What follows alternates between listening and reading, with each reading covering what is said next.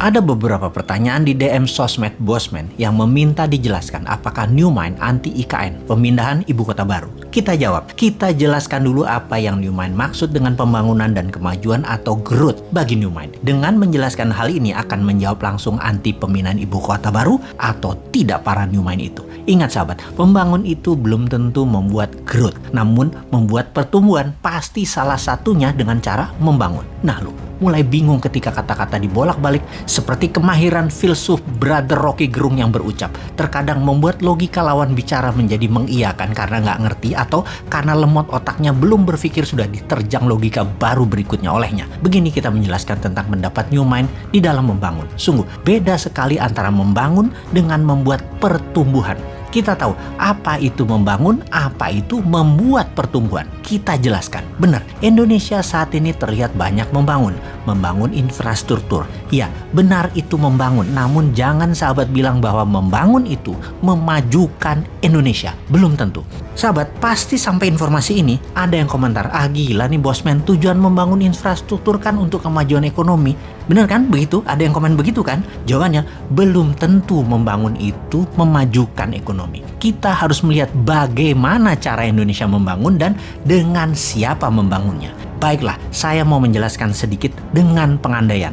Jika dalam rumah tangga, katakan kamu memiliki penghasilan 10 juta satu bulan, lalu kamu memutuskan membuat kamar tambahan dan ingin membeli satu kendaraan lagi atau satu mobil lagi untuk kebutuhan keluarga. Kamu menggunakan kartu kredit atau meminjam ke bank. Intinya kamu memakai uang orang lain. Apa yang kamu lakukan dengan pendapatan tetap kamu tadi? Kamu ternyata hanya bisa membayar cicilan yang 10 juta tadi. Pokoknya kamu tidak bisa bayar. Kamu berharap kamar tadi yang kamu sewakan, kosannya atau mobil tadi yang nanti akan diusahakan ke Grab Car Online misalnya, atau Car Online Transportation misalnya. Sepertinya rencana itu bagus bukan? Tetapi bisnis sekali lagi bukan matematis. Apa yang terjadi kalau tidak ada yang menyewa kamar tersebut sebagai kos-kosan? Apa yang terjadi kalau setoran transportasi online tidak mencapai target? Pasti dari penghasilan yang 10 juta tadi dibayarkan ke bunganya saja dan pastinya pokoknya tidak bisa terbayarkan. Kita terus menggantung harapan bahwa kos-kosannya mudah terisi dan transportasi online-nya akan meningkat hasilnya. Anda benar membangun, tapi belum tentu membuat maju perekonomian rumah tangga. Betul kan? Dengan ilustrasi tersebut, kita urai lagi lebih dalam apa yang terjadi pada ekonomi secara makro di kelas menengah ke bawah di Indonesia dalam 6 tahun terakhir. Sekali lagi, kenapa pertanyaan kita memfokuskan pada pengusaha kelas menengah ke bawah? Karena yang di atas, yang besar, yang oligarki, yang BUMN, mereka tidak menderita. Mereka naik pendapatannya karena fasilitas negara dan karena pejabat membuat peraturan yang menguntungkan oligarki. Maka kalau digabungkan, ekonominya jadi besar, jadi naik. Dan dengan menggabungkan ekonomi menengah dan kecil, sungguh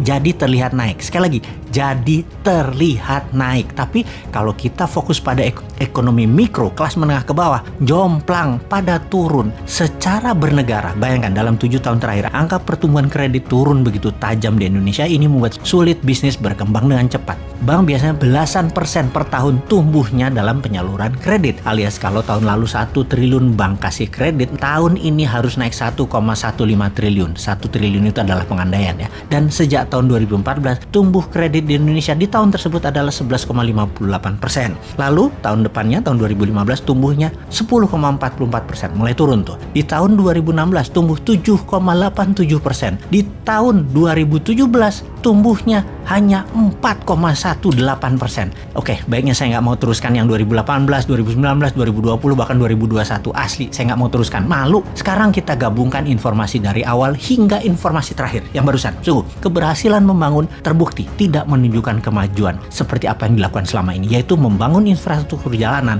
menggunakan uang asing dan serba asing, ternyata tidak menaikkan pertumbuhan bisnis mikro. Terbukti dengan menurunnya saluran kredit ke sektor real di UKM. Benar, kita membangun tapi GDP per kapita tidak naik dalam 7 tahun terakhir. Apalagi kalau dipotong inflasi akumulasi selama 7 tahun. Pertumbuhan Indonesia minus. Fakta lagi, GDP per kapita 2014 adalah sekitar $3.700 per kapitanya. GDP per kapita 2021 $4.050. Dalam 6 tahun naik secara akumulasi sekitar 9%. Sementara total inflasi 2014 sampai 2021 adalah sekitar 14%. Ya kalau 14% dikurangi pertumbuhan yang 9%, 2% ya minus pertumbuhan nasionalnya. Jadi kita pastikan bahwa membangun belum tentu memajukan atau menumbuhkan, dan ini terbukti membangun infrastruktur dan terbukti tidak menumbuhkan GDP per kapita. Jadi yang New Mind Anti sekali lagi bukan memindahkan ibu kotanya, bukan membangun ibu kota barunya, bukan membangunnya sekali lagi, namun kalau melihat cara membangunnya dan